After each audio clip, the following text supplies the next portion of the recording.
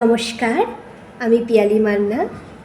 আচ্ছা, প্রেম আর ভালোবাসা বলতে তোমরা কি বোঝো? মানে তোমাদের কাছে প্রেম আর ভালোবাসা বলতে কি বোঝায়? আমি মনে করি ভালোবাসা হলো যাকে ভালোবাসি তাকে পেয়ে গেছি, এটা। আর প্রেম হলো ভালোবেসেছি কিন্তু পাইনি। তোমাদের কি মনে হয়? যাই হোক, আজকে তোমাদেরকে একটা আমি কবিতা শোনাতে চলেছি। কবিতাটির নাম মালতীবালা বালিকা বিদ্যালয়, কবি জয় গোস্বামীর লেখা। বেণীমাধব বেণীমাধব তোমার বাড়ি যাব, বেণীমাধব তুমি কি আর আমার কথা ভাবো?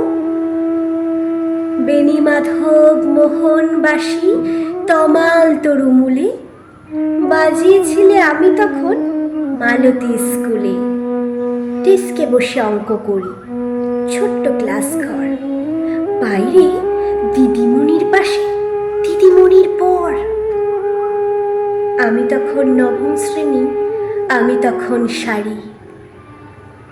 আলাপ হলো বেণীমাধব সুলেখাদের বাড়ি। বেণীমাধব বেণীমাধব লেখাপড়ায় ভালো, শহর থেকে বেড়াতে গেলে আমার রং কালো।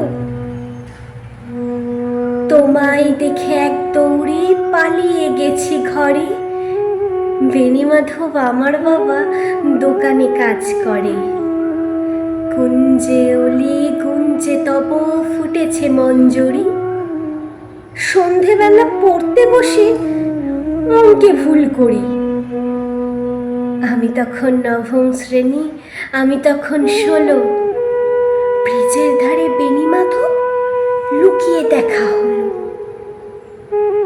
বেণীমাধব বেণীমাধব এতদিনের পরে সত্যি বলো, সেসব কথা এখনো মনে পড়ে? সেসব কথা বলেছ তুমি তোমার প্রেমিকাকে?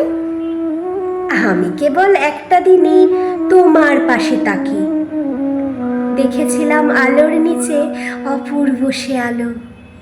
স্বীকার করি দুজনকেই মানিয়েছিল ভালো। জুড়িয়ে গেল চোখ আমার, পুড়িয়ে গেল চোখ, বাড়িতে এসে বলেছিলাম ওদের ভালো হোক। আমি এখন ঘুমাতে যাই একতলার ঘরে, মেঝের ওপর বিছানা পাতা জোছনায় সে পড়ে। আমার পরে জীবন ছিল চোরা পথের বাকি, হারিয়ে গেছে জানি না আজ কার সঙ্গে থাকে। আজ জুটেছে কাল কি হবে কালের ঘরে শনি, আমি এখন এই পাড়ার সেলাই দিদিমণি। তবু আগুন বেণীমাধব আগুন জ্বলে কই, কেমন হবে